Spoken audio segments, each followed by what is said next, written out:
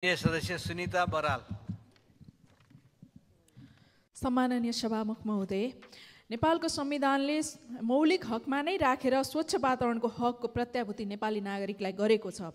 सभामुख महोदय, आज हामी स्वच्छ वातावरणमा बाँच्न पाउने अधिकारबाट वञ्चित हुँदै गइरहेको या असर परिरहेको वर्तमान अवस्था छ।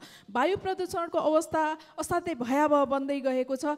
पछिल्लो तथ्याङ्क हेर्दा नेपाल औसत वायु गुणस्तर सूचकाङ्कको 165 नम्बरमा छ, जुन चाहिँ असाध्यै खराब अवस्था हो। त्यसकारण हाम्रो काठमाडौँ लगायतका विभिन्न सहरहरू रेड अलर्टमा रहेका छन् यति बेला।